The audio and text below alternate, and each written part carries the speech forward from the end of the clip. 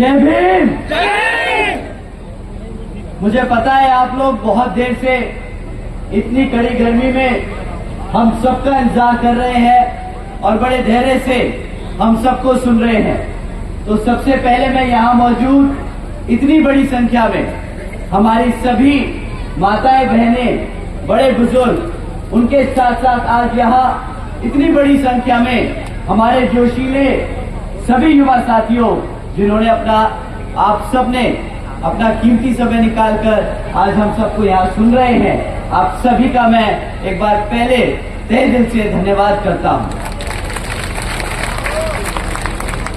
और इस विशाल चुनावी जनसभा को सफल बनाने के लिए जो हमारे बसपा और इनेलो के सभी पदाधिकारी एवं नेतागण और हमारे मूवमेंट की जान, हमारे मेहनतकश सभी कार्यकर्ताओं, दोनों पार्टियों के कार्यकर्ताओं ने जो इसमें मेहनत करके इस चुनावी जनसभा को सफल बनाया, आप सभी का भी मैं तहे दिल से धन्यवाद और आभार प्रकट करता हूं।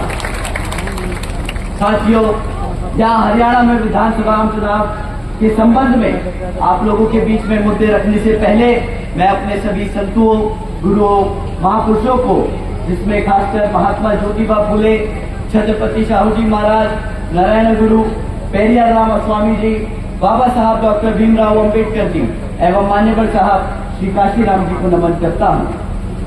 साथियों, मैं बहुजन समाज पार्टी की राष्ट्रीय अध्यक्ष, मैं उत्तर प्रदेश की चार बार रही मुख्यमंत्री एवं पूर्व सांसद आदरणीय बहन जी के नाम से लोकप्रिय आदरणीय बहन कुमारी मायावती जी का भी पूरे तहे दिल से आभार प्रकट करता हूं,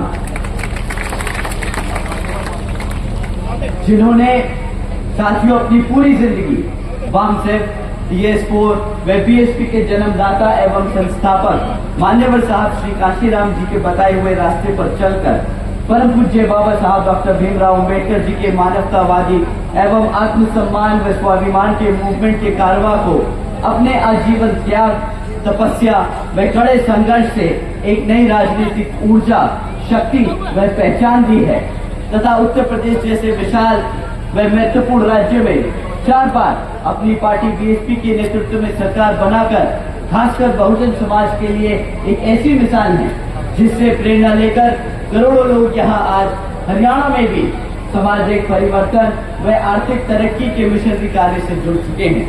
इतना ही नहीं बल्कि मैं खुद भी उनके इस नेतृत्व से प्रभावित होकर यहाँ अपने BSP मूवमेंट से जुड़ चुका हूँ और उनके पदचिन्हों पर चलकर इस मिशनरी दायित्व व कर्तव्य व फर्ज को अपनी आखिरी सांस तक निभाने की पूरी कोशिश करता रहूंगा।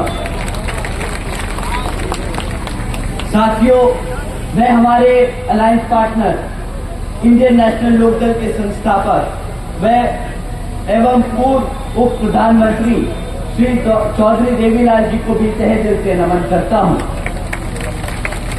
साथ ही इंडियन नेशनल लोकदल के राष्ट्रीय अध्यक्ष श्री ओम प्रकाश चौटाला जी और INLD के राष्ट्रीय महासचिव और हमारे गठबंधन की ओर से हरियाणा प्रदेश के मुख्यमंत्री के उम्मीदवार श्री अभय सिंह चौटाला जी का भी तहे दिल से आभार प्रकट करता हूं।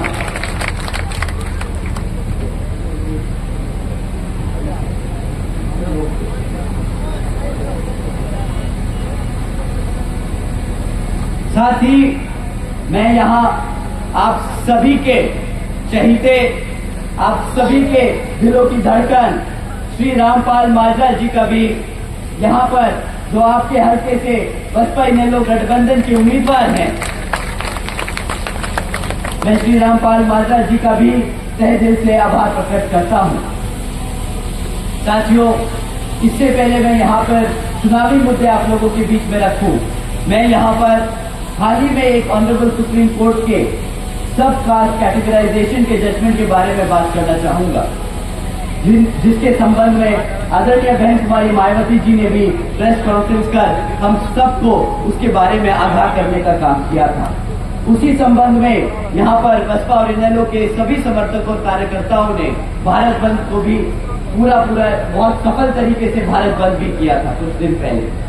साथियों, इस जजमेंट के तहत अब राज्य की सरकारें SC/ST के अंतर्गत अपने यहाँ राज्य की सरकारें SC/ST समाज के अंतर्गत अपने राजनीतिक लाभ के लिए अपनी मर्जी से किसी भी SC/ST जाति को आरक्षण का लाभ दे सकती है और अपनी ही मर्जी से उससे वो आरक्षण का लाभ छीन भी सकती है। ये कहकर कि जिस जाति से हम आरक्षण की व्यवस्था छीन रहे हैं वो अब पैसे से संपन्न हो चुकी है तो उसे आरक्षण की जरूरत नहीं। साथियों, आप सभी जानते हैं कि आरक्षण की मूल भावना प्रतिनिधित्व की है, समाज को आगे एक साथ बढ़ाने की है, लेकिन इसे ये लोग बार बार गरीबी हटाओ योजना बनाने की कोशिश कर इसे खत्म करने की कोशिश करते। साथियों, भाजपा और कांग्रेस की ये सोची समझी साजिश के तहत ये जजमेंट पास कराया गया है। साथियों, देश से ये आरक्षण खत्म करने के लिए उन्होंने ये पहला कदम लिया है। आदरणीय बहन जी ने ये इस फैसले पर सवाल उठाकर पूछा है कि भाई जिन्हें आरक्षण का लाभ मिला है क्या उनकी सामाजिक स्थिति इतनी बेहतर हो चुकी है, क्या उनके साथ भेदभाव खत्म हो चुका है। साथियों, ये SC समाज को बांटने की शुरुआत की है, ये SC समाज की आजादी छीनने की शुरुआत है, ये संविधान से छेड़खानी की शुरुआत है।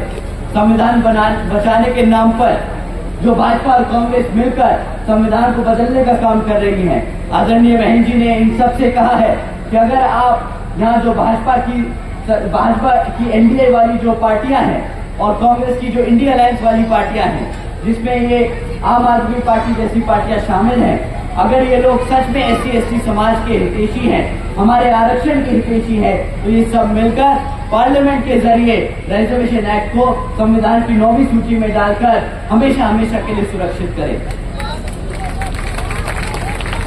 इतना ही नहीं साथियों, आदरणीय बहन कुमारी मायावती जी और बहुजन समाज पार्टी और इन्हें लोग की ये भी अब मांग है कि भाई अब जुडिशरी में भी रिजर्वेशन की व्यवस्था तय होनी चाहिए ताकि आने वाले समय में ऐसे जजमेंट ना पास हो सके जिससे हमारे आरक्षण को खतरा हो सके। साथियों, कांग्रेस पार्टी की ओर से जब ये जजमेंट पास हुआ तो कांग्रेस पार्टी की ओर से जब हमने सवाल उठाए, आदरणीय बहन कुमारी मायावती जी ने सवाल उठाए कांग्रेस पार्टी से, सपा पार्टी से, आम आदमी पार्टी से कि भाई ये ऐसा जजमेंट पास हुआ है जिससे हमारा आरक्षण खतरे में आया है, आपका क्या इस पे स्टैंड है। तो जो कांग्रेस पार्टी के नेता हैं श्री राहुल गांधी जी, जो लोकसभा के इलेक्शन में गांव-गांव घूमकर संविधान की किताब दिखाकर आप लोगों से वोट मांग रहे थे कहकर कि भाई हम आरक्षण बचाने आए हैं, हम आपका संविधान बचाने आए हैं, उनसे जब सीधा सीधा सवाल किया तो उन्होंने क्या किया, अपना बोरिया बिस्तर बांधकर सीधा विदेश निकल लिए और यहाँ पर उनके राष्ट्रीय अध्यक्ष श्री खड़गे जी को आगे कर दिया। साथियों, खड़गे जी भी एक कदम आगे निकल पड़े और बोल दिए कि भाई रिजर्वेशन आरक्षण तो पंडित नेहरू जी और गांधी जी की देन है। हमारी पहला सवाल जब राहुल गांधी जी यहाँ पे उनसे सवाल किया जा रहा था, जब वो आपसे वोट मांग रहे थे, तो जब समय आया आपके आरक्षण को बचाने का तो क्यों उन्होंने अपने मुंह पे चुप्पी साध ली, क्यों उन्होंने कोई आपके लिए आवाज नहीं उठाई। कहाँ थे राहुल गांधी जी, कहाँ थे यहाँ पे कांग्रेस के सभी नेता। दूसरी बात, कांग्रेस के राष्ट्रीय अध्यक्ष वो भी SC समाज से आते हैं, वो अगर बाबा साहब के संघर्षों को नजरअंदाज कर SC समाज को गुमराह करने का काम कर रहे हैं, वोट बांधने का काम कर रहे हैं, वोट बांटने का काम कर रहे हैं, बाबा साहब की मेहनत को नजरअंदाज करने का काम कर रहे हैं। साथियों, ऐसे लोगों को मान्यवर साहब कांशीराम जी ने एक नाम दिया था, जो हमारे समाज से आते हैं, हमारे समाज को बांटने का काम करते हैं, विरोधी लोगों को आगे प्रमोट करते हैं, ऐसे लोगों को मान्यवर साहब ने एक नाम दिया था। इन लोगों पे एक किताब भी लिखी थी, आप लोग जानते हैं मान्यवर साहब ने इन लोगों को क्या नाम दिया था? चमचा। क्या नाम दिया था? चमचा युग। साथियों, चमचों के ऊपर मान्यवर साहब ने चमचा युग लिखी थी। मैं अपने सभी साथियों से दरखास्त करूंगा कि आप लोग ये किताब जरूर पढ़ें और अपने सभी समाज के साथियों को बताएं जो लोग अपने समाज से आते हैं और कांग्रेस और भाजपा में वोट डलवाने का काम करते हैं। तीसरी बात साथियों, पंडित नेहरू जी और गांधी जी, आरक्षण क्या, वो हमारे आरक्षण समर्थक कहाँ होते, वो आरक्षण इतने विरोधी थे, वो तो आरक्षण इतने विरोधी थे, वो तो दलित इतने विरोधी थे कि जब संविधान की कमेटी के सदस्य चुने जा रहे थे तो हमारे समाज ने बाबा साहब जी को जिस लोकसभा से संसद में भेजने का काम किया था, तो पंडित नेहरू जी और गांधी जी ने उस कॉन्स्टिट्यूंसी को उठाकर पाकिस्तान का हिस्सा बना दिया था, ताकि हमारे बाबा साहब यहाँ की संविधान कमेटी में न जा सके। तो साथियों, जिन लोगों से हमारे बाबा साहब ना बर्दाश्त हुए, क्या संविधान बर्दाश्त होगा? आप ही बताइए, क्या वो हमारे आरक्षण? नहीं बच नहीं सकता, उनका नहीं बच सकता, तो मचान की बात कर रहे हैं। बिल्कुल साथियों, राहुल गांधी जी, हुड्डा जी, कांग्रेस, सभी के सभी बाबा साहब विरोधी थे, बाबा साहब विरोधी हैं और बाबा साहब विरोधी होंगे। साथियों, राहुल गांधी जी, हुड्डा जी और कांग्रेस दलित विरोधी और आरक्षण विरोधी थे, दलित और आरक्षण विरोधी है और दलित और आरक्षण विरोधी। साथियों, आप सब कान खोलकर सुन लीजिए और अपने जितने भी कांग्रेस और भाजपा के लोग आप लोगों के बीच में घूम रहे हैं, उन्हें बता दीजिए कि भाई संविधान हमारी पहचान है और आरक्षण हमारी आजादी। आप जैसे लोगों को छीनने नहीं देंगे, आप जैसे लोगों को छीनने नहीं देंगे।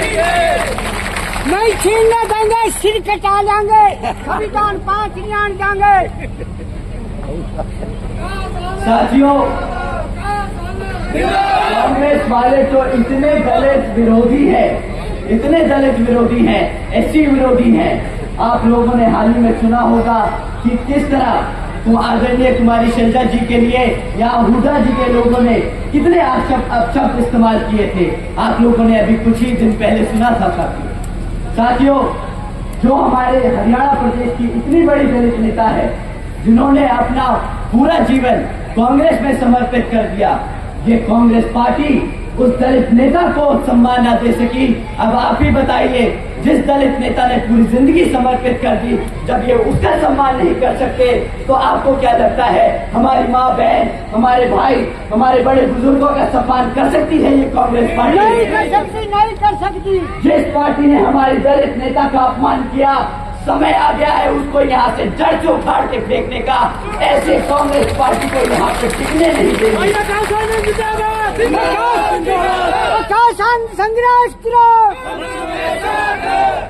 साथियों, कांग्रेस पार्टी का तो सवाल ही नहीं उठता कि आप उन जैसे लोगों को यहाँ पर भटकने दे, परंतु भाजपा कुछ पीछे नहीं।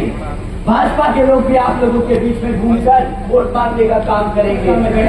हरियाणा की जनता ने 10 साल लगातार सत्ता में बना के रखा है, परंतु अब आपको उनसे सवाल करना होगा कभी आपके बीच में आए कि भाई 10 साल तुम्हें मौका मिला, हरियाणा की जनता ने तुम्हें 10 साल मौका दिया है, हमें सवाल चाहिए, हमें जवाब चाहिए कि हमारे यहाँ पर युवाओं के लिए क्या किया तुमने, क्या किया आपने हमारे बच्चों की शिक्षा के लिए, क्या किया आपने हमारे युवाओं के रोजगार के लिए, क्या किया हमारी आपने माताओं बहनों की चढ़ती हुई आसमान छूती हुई महंगाई के लिए।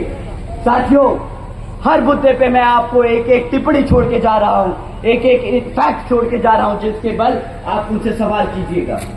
साथियों, जब हम शिक्षा की बात करते हैं तो पिछले 10 सालों में यहाँ पे भाजपा सरकार ने हमारे बच्चों के लिए 5000 स्कूल बनाने की बजाय जो खुले हुए 5000 प्राइमरी स्कूल थे वो बंद करने का काम किया।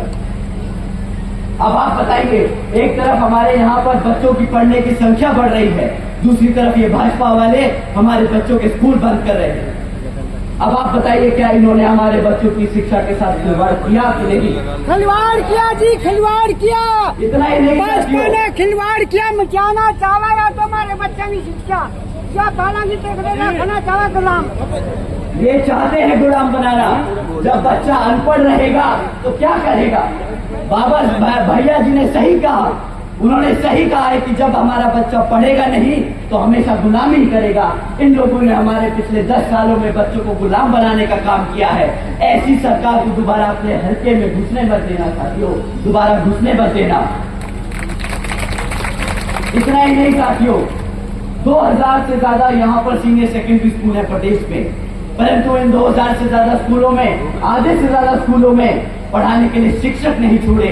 जानबूझ के शिक्षकों की भर्ती नहीं करी ताकि अगर कोई स्कूल खुला हुआ भी है तो वहां पे हमारा बच्चा पढ़ ना सके। इतना ही नहीं, बल्कि जो कॉलेजेस में पहुंच गए हमारे समाज के बच्चे, SC ST OBC समाज के छात्र जो कॉलेज में पहुंच गए, उनके स्कॉलरशिप का भी पैसा 2017 से रोक रखा है। हमारे बच्चों को पढ़ने नहीं देते, उन्हें हमेशा गुलाम बनाने की कोशिश करनी है। साथियों, ऐसे लोगों को जिन्होंने हमारे बच्चों के भविष्य से खिलवाड़ किया, आप लोग अपने हल्के में, अपने गांव में, अपनी गलियों में घूमने मत देना। समय आ गया इनको उखाड़ के फेंकने का। इनको बिल्कुल भी अपनी तरफ यहाँ पर घूमने मत देना। साथियों, इन्होंने सिर्फ शिक्षा के क्षेत्र में सिर्फ एक ही जगह तरक्की करके दिखाई, वो है यहाँ पर आए दिन पेपर लीक की जो खबरें आती हैं, इन्होंने बस उसी में तरक्की करी है। हमारे यहाँ जितने भी युवा साथी हैं जिन्होंने भी सरकारी डिपार्टमेंट में जो नौकरियां निकलती हैं उसके लिए पेपर दिया है, उन्हें पता होगा कि कितनी बारी उन्होंने बेचारों ने मेहनत करके वो पेपर दिया और अगले दिन पता चला कि भाई वो पेपर लीक हो गया और इनको बहाना मिल गया वो सरकारी नौकरियां रद्द करने का। यहाँ पर जितने भी युवा साथी हैं अपना हाथ उठा के बताए कि कितनी बार तुम्हें अपने आप को निराश होना पड़ा, अपने माँ बाप को बताना पड़ा कि मेरी रोजगार, मेरे को नौकरी नहीं मिली।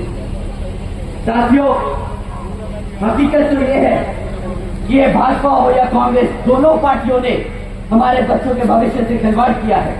एक सरकार में रहकर ऐसे काम करती आई है और दूसरी विपक्ष में बैठकर इन पे सवाल नहीं करती, इनको घेरती नहीं, ताकि ये लोग अपने हरकतों को सुधारे। तो साथियों, ये दोनों ही पार्टियां हमारे बच्चों की गुनहगार है, हमारे बच्चों के भविष्य की गुनहगार है। यहाँ बैठे आप लोगों सभी साथियों को मैं बता देना चाहता हूँ कि अगर आप यहाँ पर अगर आप माजरा जी को जिताकर विधानसभा भेजेंगे तो जिस तरीके से आदरणीय बहन कुमारी मायावती